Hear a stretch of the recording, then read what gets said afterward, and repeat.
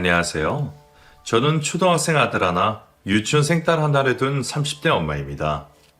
저희 시어머니가 요즘 사연을 들으시는 걸 보고는 저도 이 채널을 알게 되었는데요. 같이 듣다 보니 재미있어서 저도 시간 날 때마다 종종 듣고 있어요.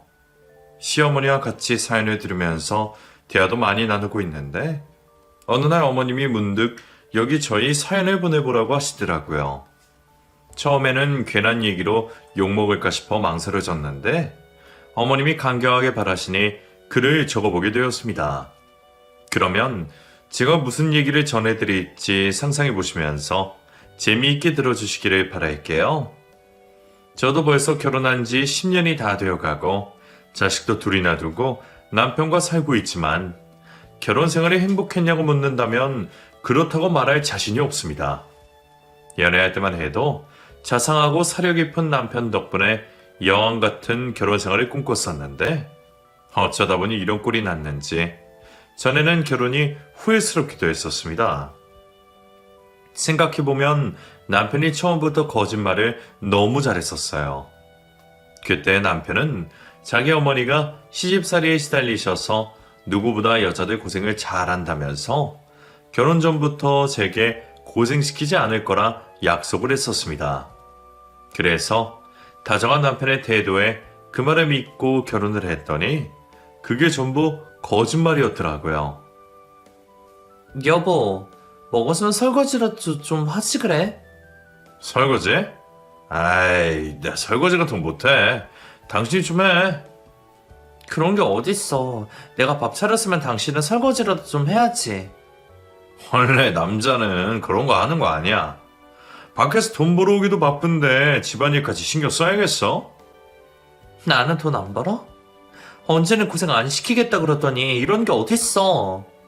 그럼 뭐 이제 와서 결혼 무르기라도 하려고? 원래 여자들 다들 이러고 사는 거지 무슨 불평이야. 그렇다고 내가 돈 못 벌어오는 것도 아니잖아.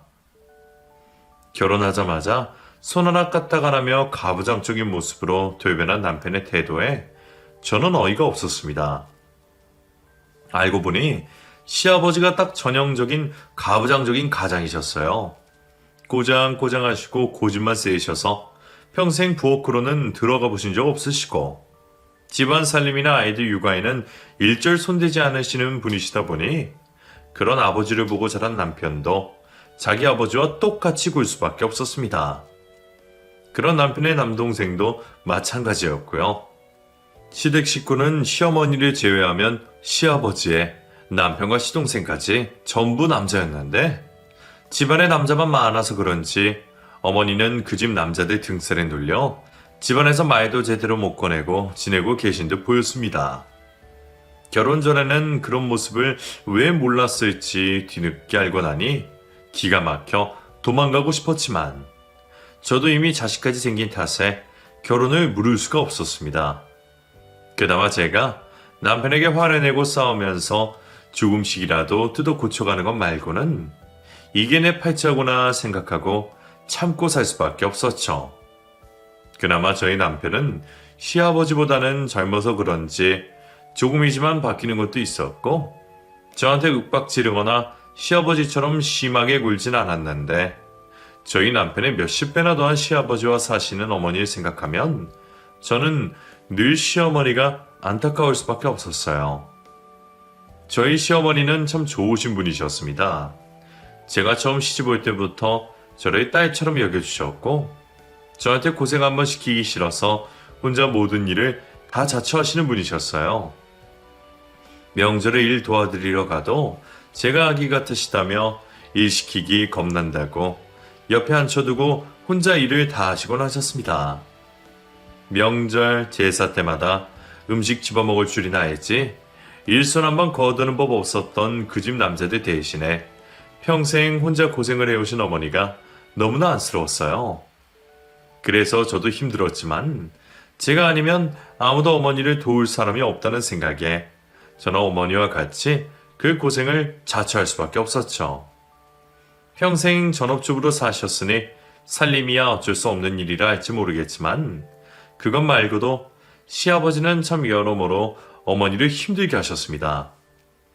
집안에서 손 하나 까딱 안 하시던 분이니 어머니가 평생 수바에 들어온 것은 당연하고 예전부터 의처증이 있으셨는지 어머니가 계모임 하나 하지 못하게 하셨다죠. 정작 그러는 당신은 매번 수없는 모임에 다니시면서 심지어 처자식 두고 바람을 피신 적도 여러 번이셨다네요. 이제는 나이 드셔서 그런지 제가 시집간 뒤로는 그런 모습은 보지 못했지만 바람난 시아버지 때문에 눈물 훔치는 어머니를 어린 자식들이 기억할 정도였습니다.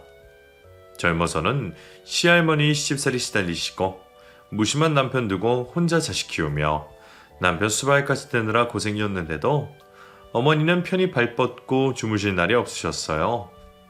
시어머니가 고생하신 얘기를 듣자니 제가 들어도 참 너무하시다 싶었는데 다른 식구들은 그런 시어머니 속을 너무 몰라주었습니다. 그렇게 혼자 고생을 참고 사셨던 어머니도 속으로는 언제나 아버님과 갈라서고 싶다는 생각을 하셨었나 봅니다. 자식 때문에 어쩔 수 없이 살았어도 그 자식들 다 키워놓고 장가 보내놓고 나면 어머니도 해방되실 거라 기대하셨던 모양이에요.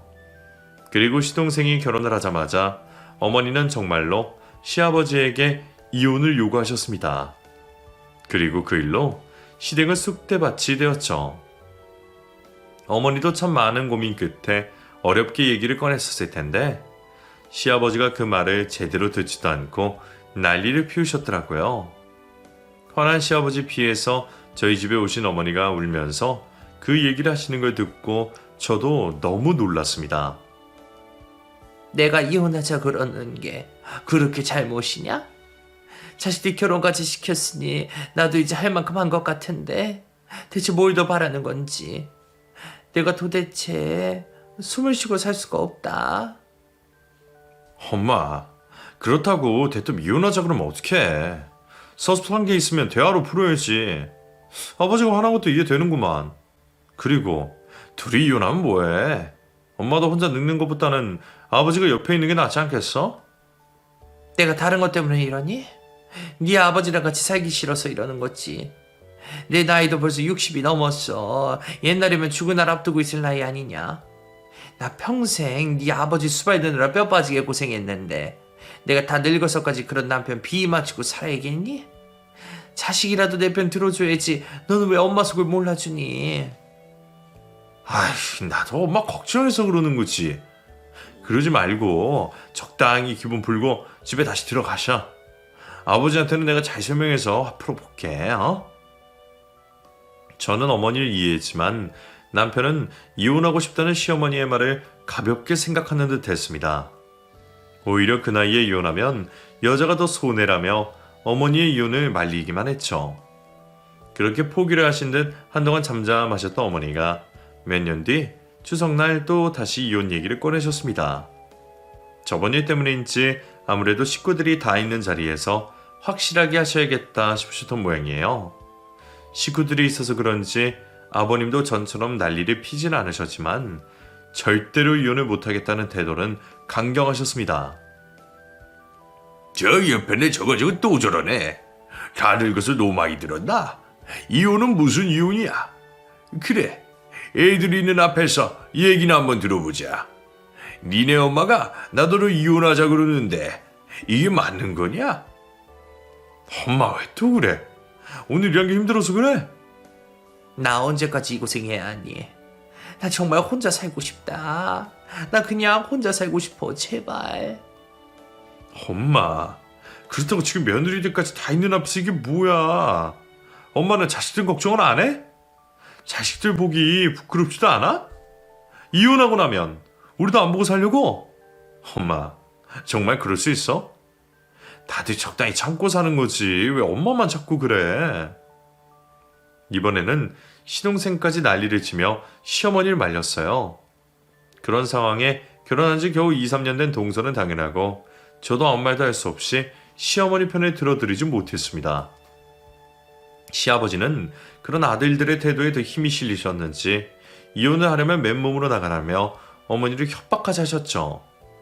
결국 그날의 어머니의 이혼 소동도 그렇게 흐지부지 되었고 그 후로 어머니는 그냥 현실에 안주하시는 듯 조용히 지내시고 계셨습니다. 그리고 얼마 뒤 어머니가 아니라 시동생이 결혼 4년 차에 결국 이혼을 하고 말았어요. 자세한 이야기는 못 들었지만 동서도 가부장적인 시동생 때문에 힘들어했으니 제가 이혼의 이유를 모를 것 같지는 않았어요. 그래도 그 집은 애가 없을 때 이혼했으니 차라리 잘 된 게 아닌가 싶었죠. 하지만 저는 그 사이 둘째를 낳았고 동서와 달리 애가 둘이다 보니 이혼 생각은커녕 그냥 현실에 안주하며 살 수밖에 없었어요. 그렇게 동서까지 이혼을 하고 나간 뒤로 저는 식구 중 유일하게 시어머니를 이해하며 어머니를 더욱 신경 쓸 수밖에 없었습니다. 그 사이 더 늙으신 어머니는 여기저기 아프신 데도 많았고 여전히 시아버지 때문에 힘들어 보이셨어요. 그래서 저도 어머니에게 더 짐을 지우고 싶지 않았지만 저도 일을 다니다 보니 가끔씩 피치 못하게 시댁에 아이를 맡겨야 하는 상황이 생기곤 했습니다. 어린이집에 일찍 보내기는 했지만 가끔 변수가 생기곤 했으니까요. 막내딸 낳기 전에는 자기가 도와주겠다며 싫다는 사람 꼬셔놓고는 정작 낳고 나니 자기는 일하느라 바쁘다며 모른 척하는 남편 때문에 늘 저만 혼자 애달고 조바심이 나야 했죠. 그때도 하필이면 어린이집에 수도관이 터졌는지 보름 동안이나 어린이집이 휴원한다는 소식에 또 저 혼자 걱정이 많았습니다. 너무 갑작스러워서 회사에 말을 꺼낼 수도 없는 상황에 도저히 맡길 곳을 구할 수밖에 없었거든요. 급할 때 부탁할 수 있는 친정이라도 가까이 있었더라면 몇 번 죄송하다 하고 억지로라도 맡겼을 텐데 지방에 계신 친정 부모님께 아이를 맡길 수도 없고 그렇다고 안 그래도 혼자 고생하시는 시어머니께 맡기자니 그것도 참 염치가 없었어요. 가뜩이나 요즘 여기저기 아프시다며 병원 다니시는 어머니에게 손 많이 가는 어린아이를 보내려니 그 말 꺼내기가 힘들어서 곤란하더라고요. 그런데도 남편은 아무 생각이 없는지 겨우 며칠인데 그냥 시댁에 맡기라며 속편한 소리를 하고 있었어요. 뭘 그렇게 고민해? 그냥 엄마한테 봐달라고 하면 되지. 어차피 엄마 하루 종일 집에 있잖아. 당신은 무슨 말을 또 그렇게 해. 어머니가 하루 종일 집에 계신다고 한가하신 줄 알아? 안 그래도 아버님 챙기느라 하루 종일 쉴 틈 없으신 분인데. 에휴, 거기다 애 맡기는 게 쉬운 일이야? 게다가 어머님 요즘 여기저기 아프시다고 병원 다니시잖아. 그런데 내가 어떻게 염치 없이 아영이 부탁까지 드리냐고. 그냥 당신이랑 나랑 조금씩 짬내서 애 챙기면 안 될까? 내가 오후에 나가고 당신이 좀 일찍 퇴근하고. 말이 되는 소리를 해. 그렇게 하다가 둘 다 잘리고 싶어서 그래? 차라리 당신이 휴가라도 쓰던가. 나는 뭐 회사 눈치 안 보여? 아, 그럼 진짜 어떡해. 남편은 자기만 대단한 회사를 다닌다 생각하는 건지 자기는 절대로 양보하지 못하겠다며 도울 생각도 없어 보였고 결국 방법이 없던 저는 염치불구하고 시어머니께 아이를 맡기기로 했습니다. 어머니와 부탁드린다고 해도 싫은 내색도 못하시고 맡아주실 분이시지만 그래서 더더욱 죄송했었죠. 차라리 보통 시어머니들처럼 싫으면 싫다, 힘들면 힘들다 내색이라도 해주시는 분이라면 저도 눈치껏 부탁드리고 했을 텐데 아무리 아프셔도 이 골병이 나실 때까지 말을 꺼내지 않으시는 분임을 알기에 그런 시어머니 고생시키는 게 마음에 너무 걸렸어요. 하지만 그때는 저도 제 코가 석자였고 부디 별일이 없길 바라며 아이를 맡길 수밖에 없었습니다. 그래서 한 보름 동안 아이 좀 봐주실 수 있으실까요? 어머니, 너무 죄송해요. 나는 괜찮다. 어차피 나가는 데도 없고 집에서 살림만 할래 뭘. 그러면 한동안 어린이집 못 가서 아이가 심심하겠네. 안 그래도 어머니 요즘 병원 다니신다는 얘기 들었는데 제가 이러면 안 되는데 정말. 저도 어디 달리 부탁할 곳이 없어서요. 그래도 제가 출퇴근 시간 조정했으니까 점심때부터 저녁 시간까지만 봐주시면 돼요. 그것도 죄송하긴 한데 참 저도 염치 없는 며느리네요. 아유, 괜찮대도 아영이도 다 커서 힘들 것도 없는데 뭐. 그냥 나랑 둘이 밥 맛있게 먹고 놀고 있으면 되겠지. 애미 너는 걱정 말고 일 나가 봐라. 그렇게 저는 보름간 시어머니께 아이를 맡기기로 했고 저는 회사 눈치와 시댁 눈치를 번갈아 보며 마음이 영 편하지 못했습니다. 그 와중에도 남편은 아무 걱정도 불편함도 없이 늘 다름없는 일상을 살아가고 있었죠. 그런 모습을 보니 또 애써 잠재웠던 화가 스멀스멀 올라오는데 정말 마음 같아서는 확 들이받고 이혼이라도 할까 싶은 생각도 들었어요. 어차피 같이 살아도 나 혼자 애들 케어하고 혼자 고생하는 것 같은데 이혼을 해도 안 해도 대체 뭐가 다른가 싶은 생각이 종종 들더라고요. 물론 애들 때문에라도 이혼은 못하겠지만 남편이 그럴 때마다 이혼 생각이 드는 건 어쩔 수 없었습니다. 그렇게 시댁에 아이를 맡긴 지 며칠째가 지났을까요? 말이 유난히 느렸던 5살 막내딸이 시댁에 다녀온 뒤로 이상한 소리를 중얼거리는 겁니다. 할미 죽겠다. 할미 죽겠다. 아영아, 그게 무슨 말이야? 할머니가 뭐? 할머니? 할머니가 힘들어 죽겠다. 자꾸만 할머니가 죽겠다며 이상한 소리를 중얼거리는 아이의 말에 저는 순간 섬찟한 생각이 들었어요. 아이가 뭘 잘못 들었는지 무슨 말을 듣고 그러는지 모르겠지만 어떤 의미로도 죽겠다는 말은 좋게 들리지가 않았으니까요. 하지만 그런 일이 처음이었기에 그때는 저도 별 생각 없이 넘어가게 되었습니다. 그런데 그 다음날에도 아이가 이상한 말을 중얼거리고 있었어요. 아영아, 오늘 할머니랑 재밌게 잘 놀았어? 할머니가 맛있는 거 해주셨어? 지겨워. 할미 지겨워. 어제 했던 죽겠다는 말도 그렇고 가라앉힌 적도 없다는 지겹다는 말까지 하는 딸아이의 중얼거림을 듣게 된 저는 아무리 생각해도 이상한 기분을 지울 수가 없었습니다. 제가 여태 알고 지낸 어머니가 아이에게 괜히 이상한 소리를 하실 분은 아니었지만 또 한편으로는 제 스스로 죄책감 때문에 제가 시어머니에게 아이를 맡긴다고 고생을 시켜서 어머니가 뒤에서 그런 한탄을 하신 건가 싶은 생각이 들었습니다. 결국 머리가 복잡했던 저는 아이의 중얼거림의 원인이 뭔지 알고자 남몰래 아이 옷에 작은 녹음기를 숨기게 되었어요. 사실 예전에 딸아이 걱정에 혹시나 싶어 사두었던 소형 녹음기가 있었거든요. 아들만 키우던 제가 딸아이를 낳고 나니 괜히 노파심이 생겨서 딸이 밖에서 놀다가 무슨 일이라도 생길까봐 사두었던 녹음기였는데 제 스스로도 과하다 싶어 사놓고 처박아두었던 물건이었습니다. 그런데 그 한 번도 쓴 적 없던 그 녹음기를 그렇게 쓰게 될 줄은 저도 정말 몰랐네요. 시어머니를 의심하기도 양심에 찔렸지만 며느리로서 아이 엄마로서 여러모로 걱정되는 마음에 그렇게 일을 벌이게 되었죠. 그렇게 다음날 저는 아이의 옷에 녹음기를 달아 시댁에 보냈고 저녁에 아이를 데려온 제가 다른 식구들이 모두 잠든 시각 혼자 그 녹음기를 확인해 보게 되었습니다. 그때까지도 설마 별일 아닐 거라 생각하면서도 혹시 무슨 일이 있는 건 아닐까 걱정되는 마음에 두근거리는 마음을 쉽게 진정할 수 없었어요. 그렇게 떨리는 마음으로 녹음기를 재생한 순간 저는 그 속에 녹음되어 있던 내용을 듣고 너무나 놀랄 수밖에 없었습니다. 요즘에는 녹음기 성능이 좋은지 너무 선명하게 녹음되어 있는 시어머니의 전화 통화를 확실히 들을 수밖에 없었어요. 아유, 이번 주는 안 된다니까요. 지금 제가 손녀를 봐주고 있어서요. 또 가족들 때문에 고생하는 겁니까?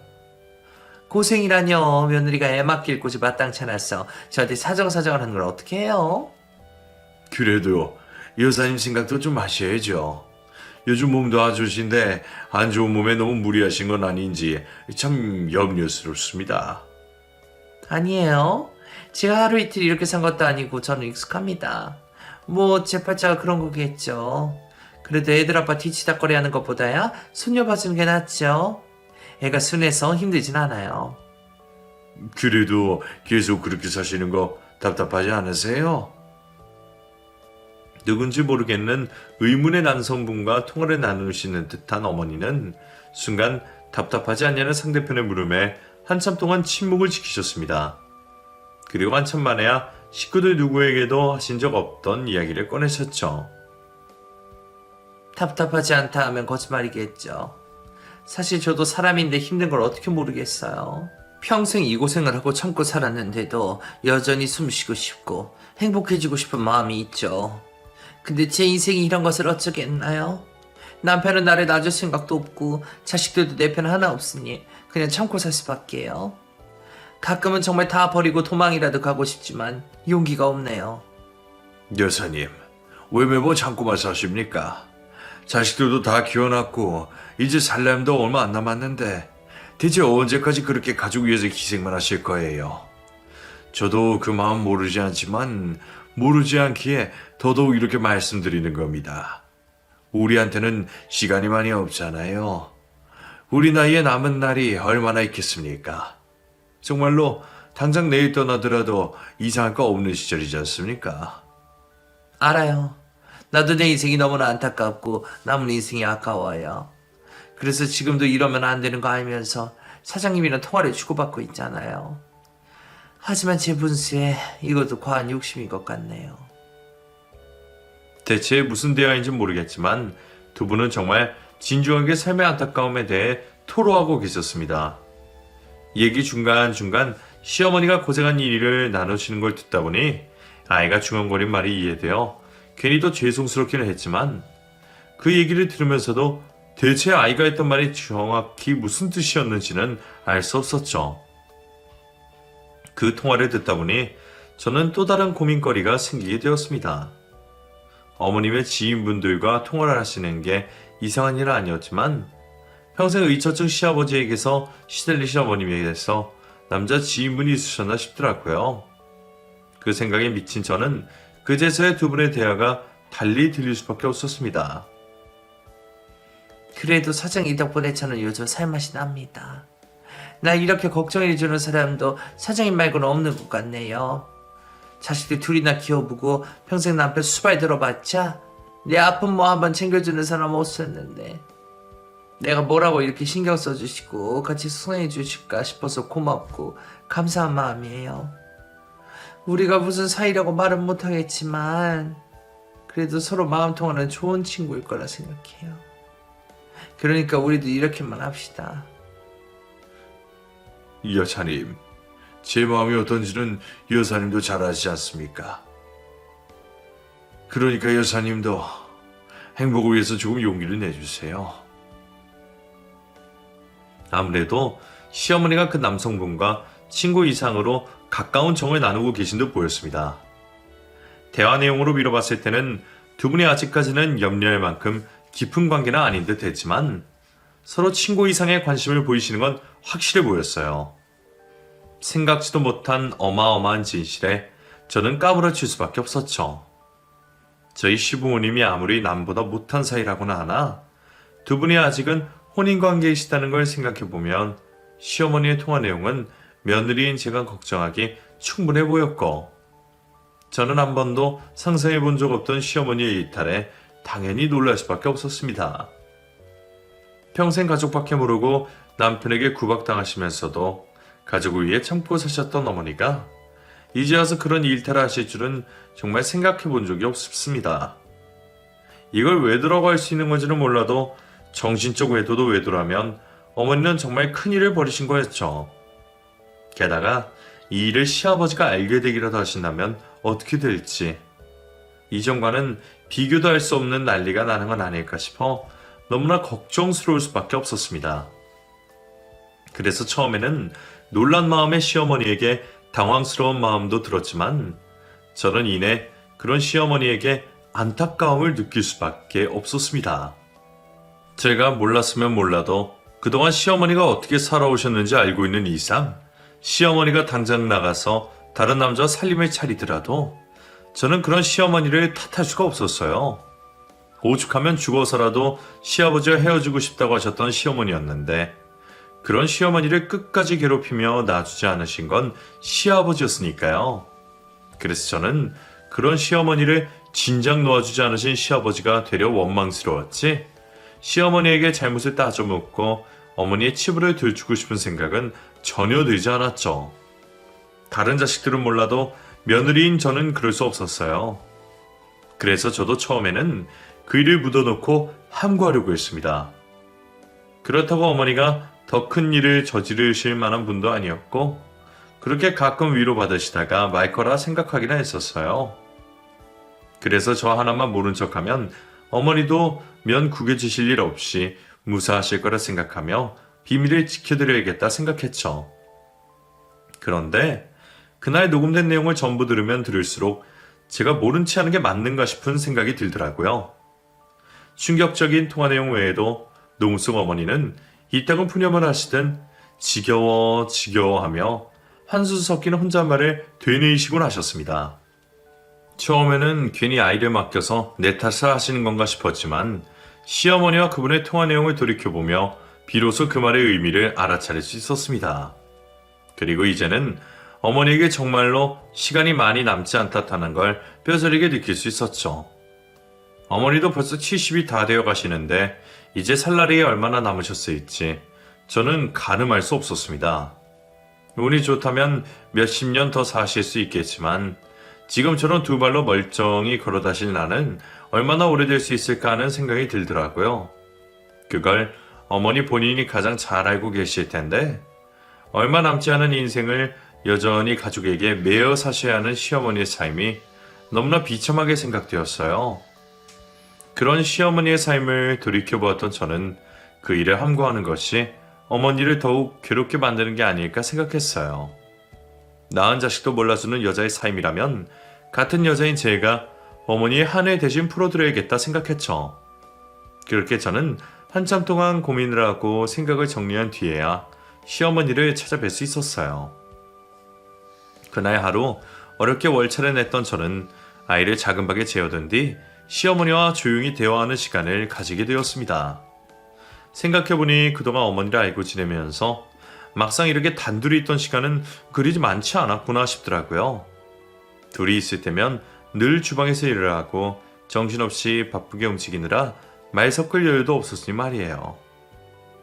어머니, 그동안 아영이 봐주셔서 정말 감사해요. 어머니 아프신 거 뻔히 알면서 거절하지도 못하실 부탁드리는 거 저도 참 염치가 없다 생각해요.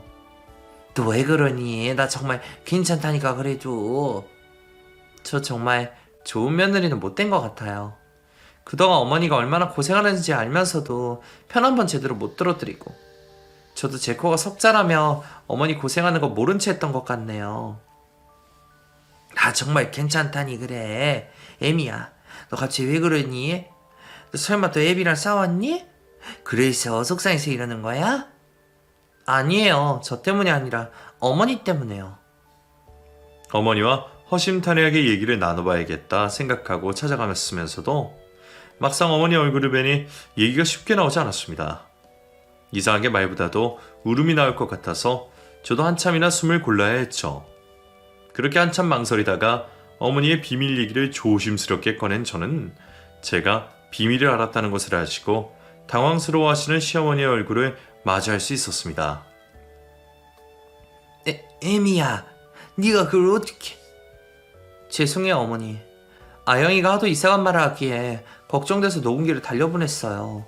근데 거기에 어머니 통화하시는 게 녹음되어 있더라고요. 제가 두 분의 통화 내용을 들었다는 것을 아시고 시어머니는 참담한 표정이었습니다. 그리고 아주 큰 잘못을 저지른 사람처럼 저를 잡고 사정을 하셨죠. 애미야, 내가 잘못했다. 내가 잠시 정신이 나갔나 봐.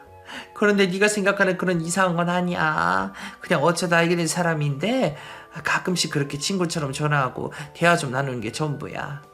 정말이니 제발 믿어다오. 어머니, 괜찮아요. 저 어머니 탓하려는 거 아니에요. 제가 사정 모르는 것도 아니고 뭐라고 그럴 수가 있겠어요. 저 절대 비밀 지킬게요. 저 이제라도 어머니 도와드리고 싶어서 그래요.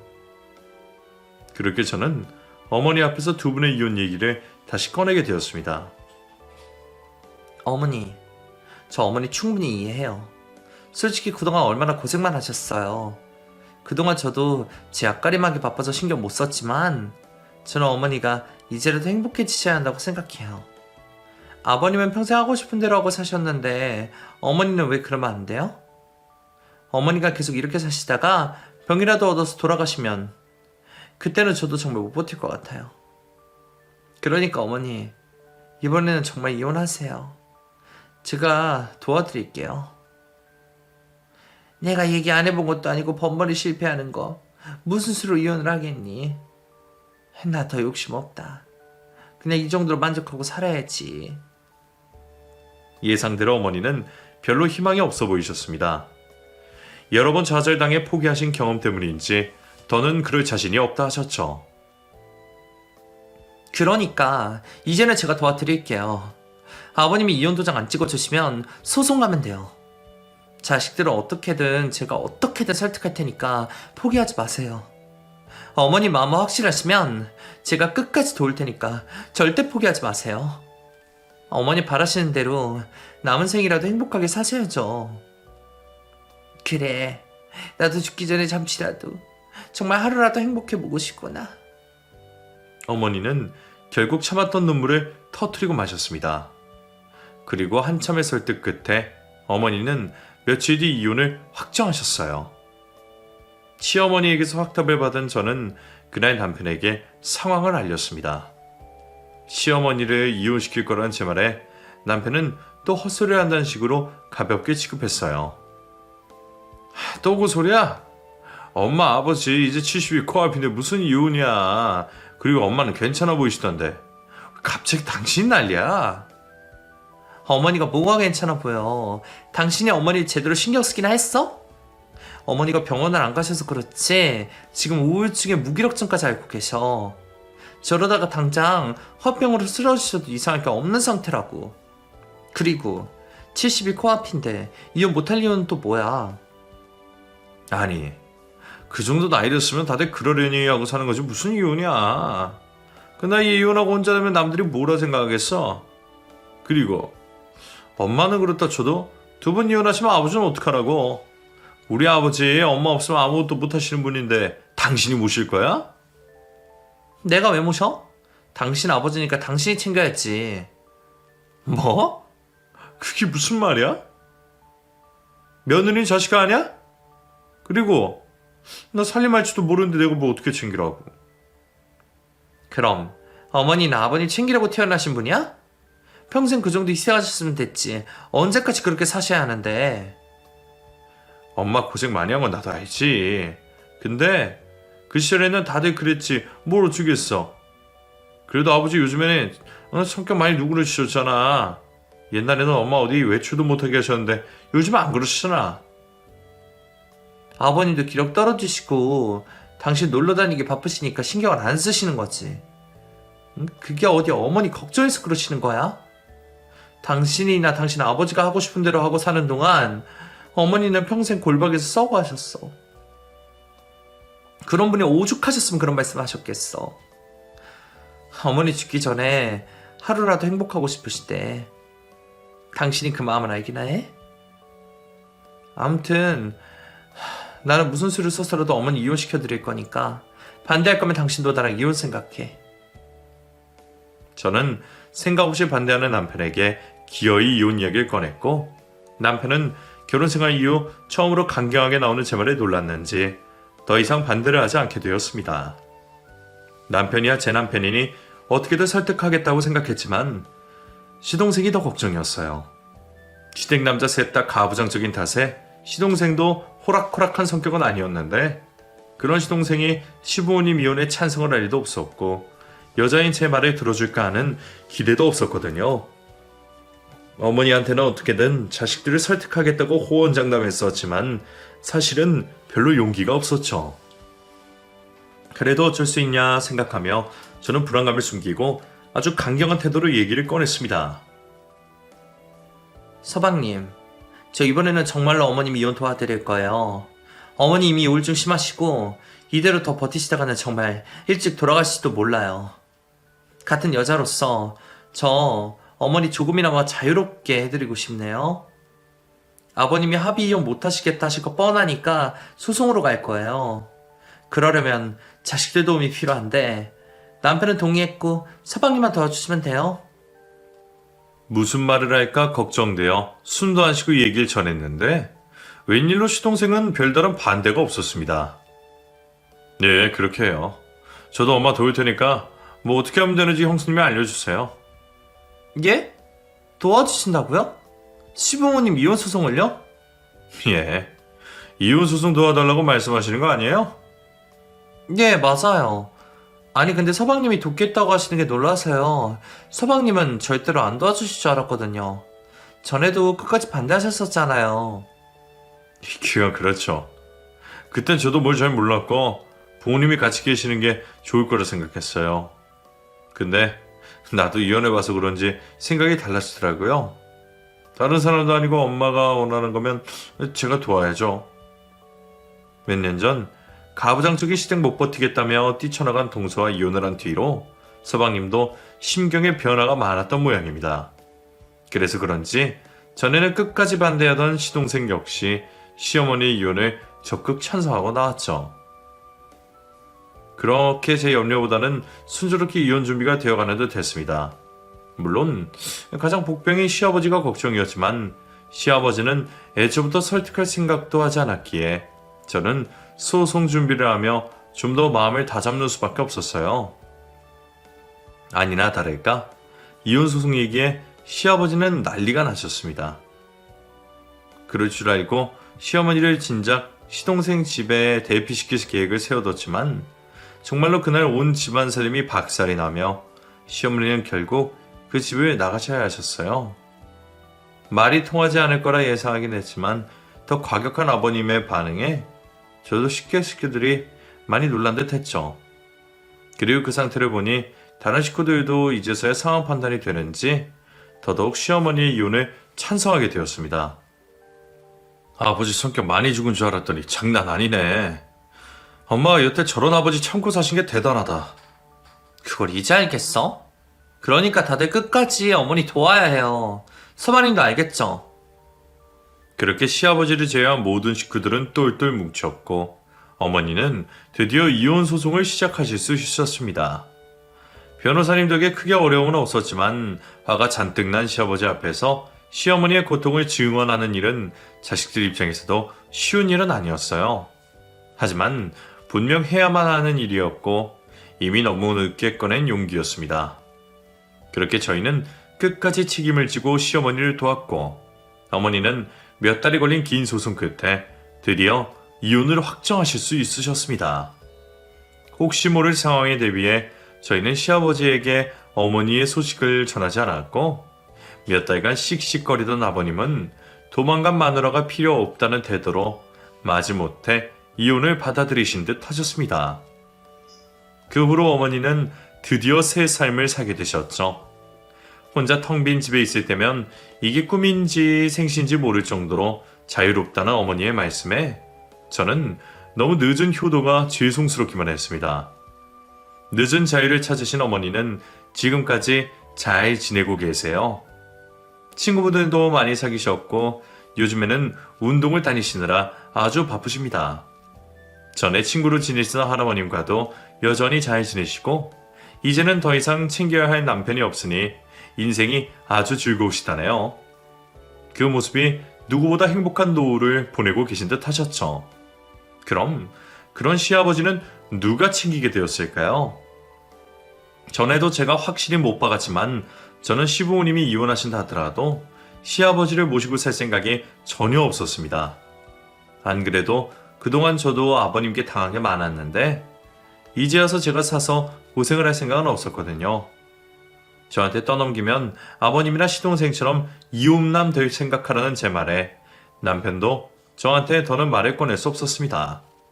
결국 두 아들들이 번갈아가며 시아버지를 챙기기로 했고 요즘도 두 형제들은 시아버지 집에 들려 식사와 살림을 돌봐드리고 있어요.